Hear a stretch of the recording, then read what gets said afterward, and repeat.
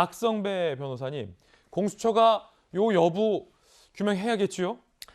그렇습니다. 일단 공수처가 압수수색을 진행했습니다. 국민의힘 내부에서 고발장이 전달된 경로부터 확인하고 있는 것으로 보이는데 궁극적인 공수처의 수사 목적은 이 사건 전반에 윤 후보를 비롯한 대검찰청의 개입 여부입니다. 그런데 곧바로 대검찰청의 개입 여부 수사를 이어나가기 전에 국민의힘 내부 고발장 전달 경로를 먼저 파악하는 이유는 이 구도가 먼저 형성이 되어야 대검찰청의 개입 여부뿐만 아니라 법리적으로 직권남용 권리행사 방해 등이 적용될 수 있을지를 확정할 수 있기 때문입니다. 이 구도를 형성해 나가는 과정에서 수사를 진행하다 보면 예상하지 못한 상황들이 전개되기도 합니다. 예상하지 못한 인물이 등장하기도 하고 예상하지 못한 증거가 현출되기도 합니다.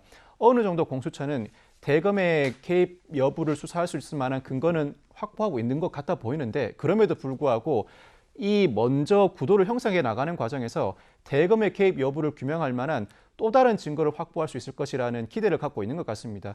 현재 확보하고 있는 정황은 충분히 대검 개입 여부를 반박할 수 있는 수준이라면 전체 구도를 형성해 나가는 과정에서는 도저히 대검의 개입 여부를 반박할 수 없을 만한 증거를 확보하고자 일단 이 수사를 먼저 진행하고 난 다음 어느 정도 무르익었을 때 또는 더 이상 수사를 진행할 수 없는 상황에 이르렀을 때 대검의 인물들을 본격적으로 소환 조사해 관련 압수수색 등을 진행할 것으로 보입니다. 자, 뭐 그런가 하면 박지원 국정원장도 공수처가 피의자로 입건을 했습니다. 수사하겠다는 거죠.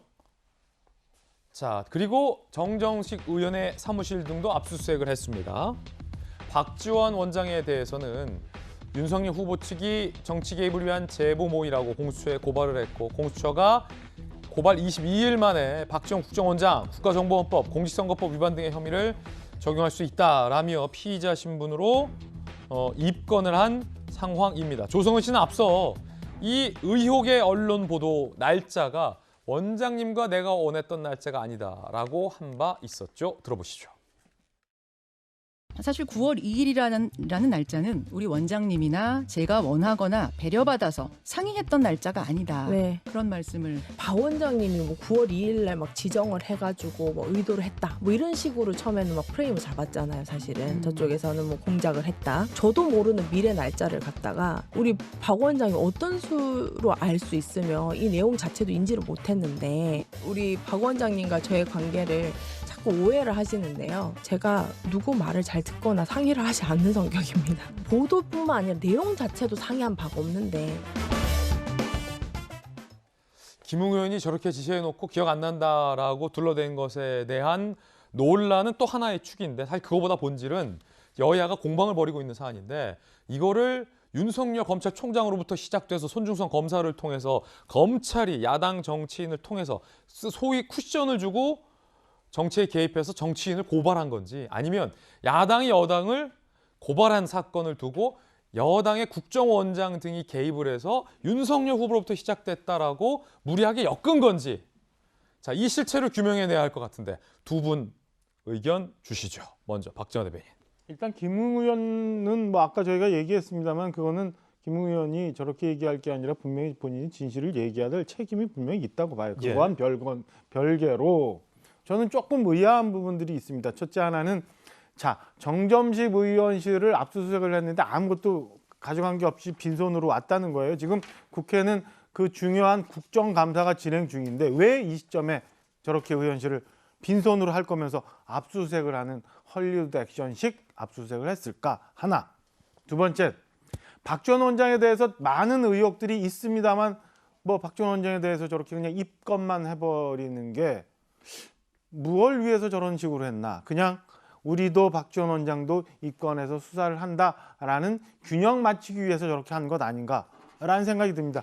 뭐 우리 고위공직자들 보면 입건이 되고 문제가 되면 거취에 대해서 먼저 생각하잖아요. 옷 벗고 수사 받아야죠, 사실은. 근데 그런 얘기 전혀 안 나오는 거 보면 이것도 그냥 끼워 맞추기 통과 의례식으로 한 것 아닌가라는 저는 두 가지 측면에 석연치 않은 점이 있어서 지금 정영학 회계사 녹취록 나와서 지금 검찰 수사가 지금 어쩔 수 없이 진행되고 있는 저 대장동 이슈와 맞물려 갖고 이 또한 그냥 정치적으로 물타기 하려는 공수처의 심모 원료가 있었던 것 아닌가라는 의심도 좀 갖고 있습니다. 그래서 석연치 않다. 특정 방향 쪽으로 이상하게 수사가 되고 있다는 개인적 의견인 거죠. 네.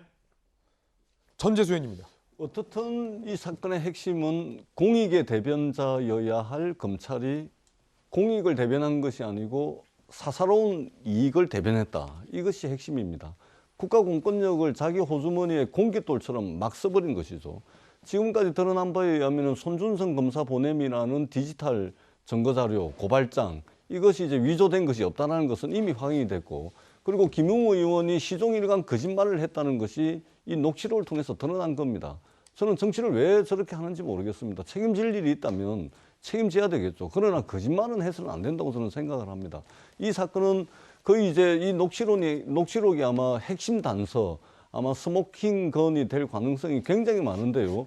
이 녹취록이 조작됐을 리는 가능성은 거의 없다고 봤을 때 굉장히 충격적인 일입니다.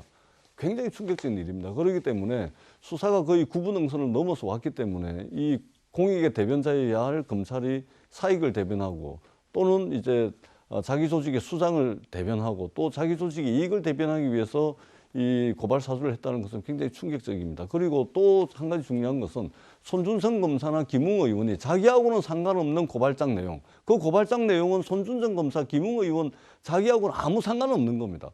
그것을 왜 전달하고 굳이 저렇게 전화해가지고 대검이 미처 억울하게 어쩔 수 없이 받는 것처럼 대검이 해야 된다, 이런 이제 뉘앙스까지 이야기를 했는지 이제 구분응선을 넘어서니까 조만간에 좀 밝혀질 것이다, 이렇게 생각을 합니다. 전재수 의원의 생각까지 들어봤습니다. 저희들은 60초 광고 후에 돌아오겠습니다. 잠시 후에 뵙죠.